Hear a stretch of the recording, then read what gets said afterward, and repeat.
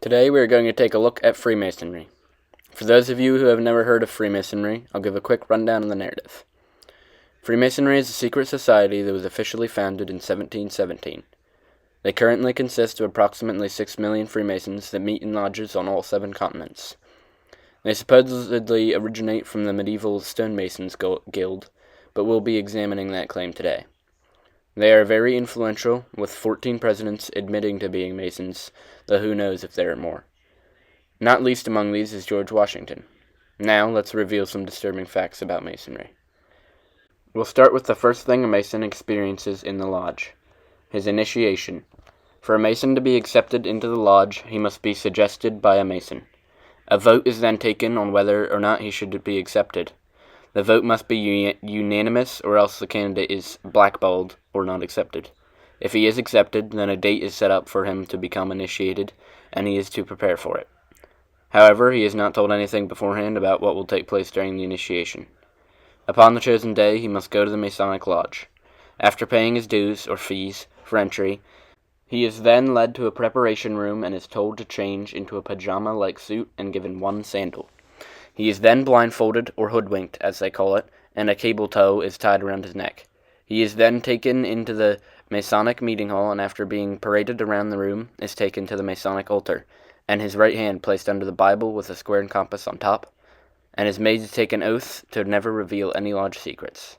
And I quote the oath: "Under no less penalty than that of having my throat cut from ear to ear, my tongue torn out by its roots, and buried in the sands of a sea a cable's length from the shore, where the tides ebb and flow twice in 24 hours, should I ever willingly, knowingly, or unlawfully violate this, my entered apprentice oath, so help me God and keep me steadfast."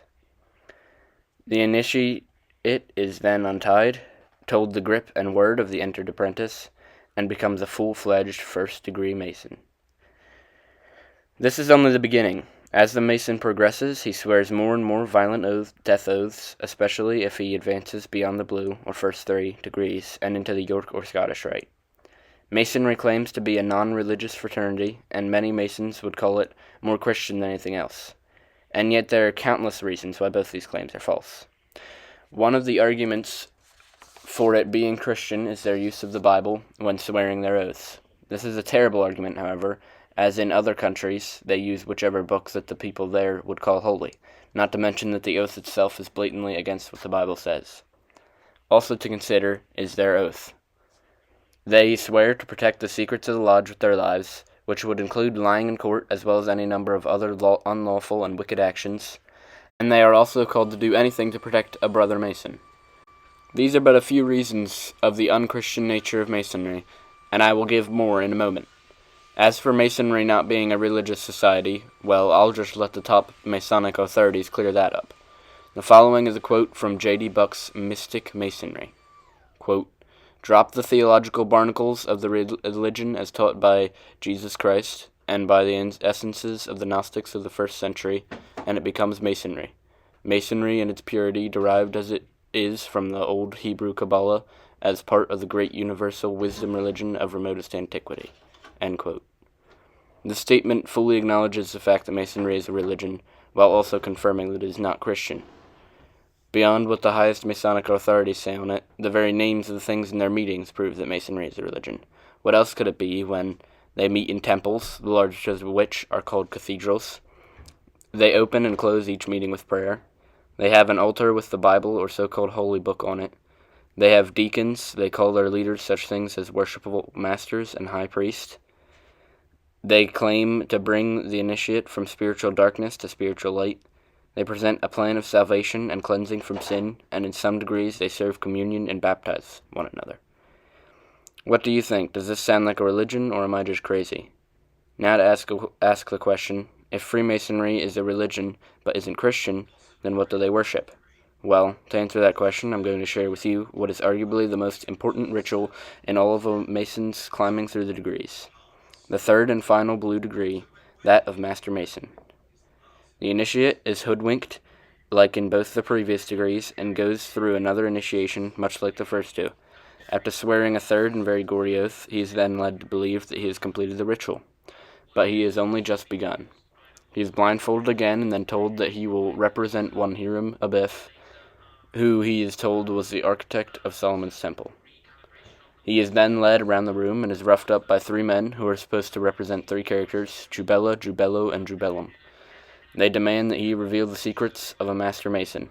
When the lodge officer who is answering for the initiate says no, the final ruffian pretends to kill him, in reality knocking him on the head with a setting maul. He is then covered in rubbish consisting of chairs and other items from the lodge hall, and the three ruffians discuss what to do with him. They decide to leave him there until midnight and then pretend to leave.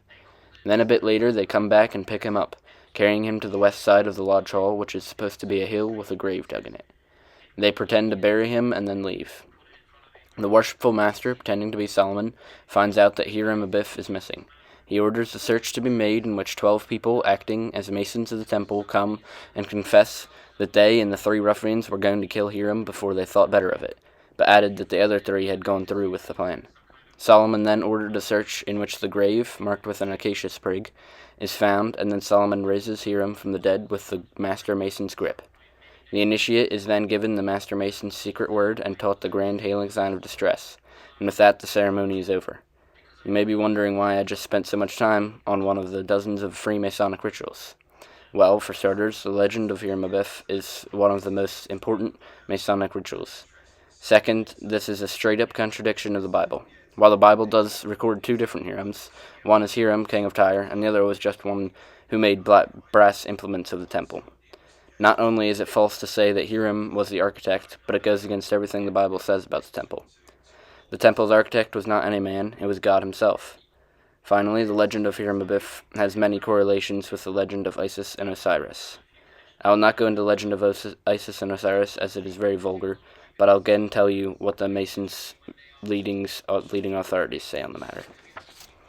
Quote, the legend of Hiram Abiff, is thoroughly Egyptian and closely allied to the supreme rite of the Isianic mysteries, the mystery religion of Isis and Osiris.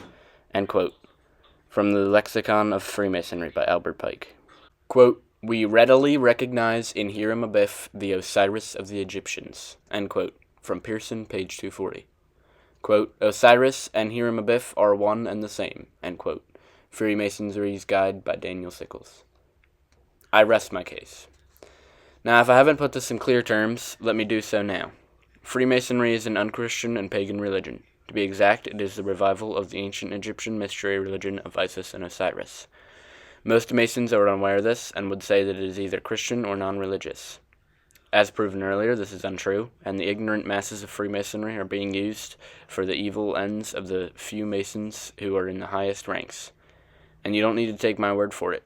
The Masonic quotes that I have shared so far are from the books that Masonry uses as its guidelines. I will share one more quote before moving on. This one comes from the Kentucky Monitor, a very influential Masonic writing in Kentucky. Quote, the Christian's Messiah is called Jesus, and the Mason's Messiah is called Hiram. End quote. There you have it, clear as day.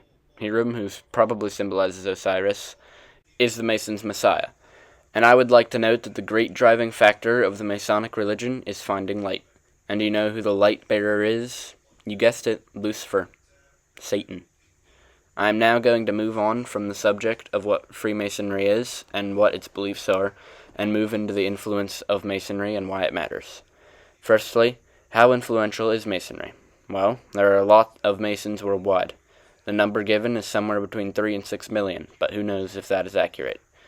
There have been 14 presidents who have been Masons that we are told about, but there were almost certainly more that kept their Masonic identity a secret. Many founding fathers were Masons, including Benjamin Franklin, who was a 33rd degree Scottish Rite Mason and a member of the Hellfire Club, a society that tells you all you need to know in its name. As I mentioned earlier, George Washington was also a Freemason. More practically, many Masons joined solely for political or other greedy reasons. A Mason can nearly always expect favoritism or aid from a brother Mason. There have been times when a judge or jury were biased in their sentence of if the accused was a Mason, if they were also a Mason, which many judges are. One Mason can also usually expect to be hired or promoted by another Mason. On the darker side of things, there have been multiple Masonic executions throughout history, and Masons are called to lie for one another, even in court. As for why it matters, if it is not obvious, I will explain. First of all, it is essentially a pagan cult. As Christians, we should not be part of such things and should actively seek to destroy them. Also, while I do not know what exactly Masonry's leader's end goal is, I can say it probably isn't good, and as such, we should not support them with the money membership provides to the ones at the top, and should seek to persuade members to leave, and dissuade those considering joining from doing so. As always, I hope this has been enlightening, and I encourage you not to take my research without open-minded delving of your own.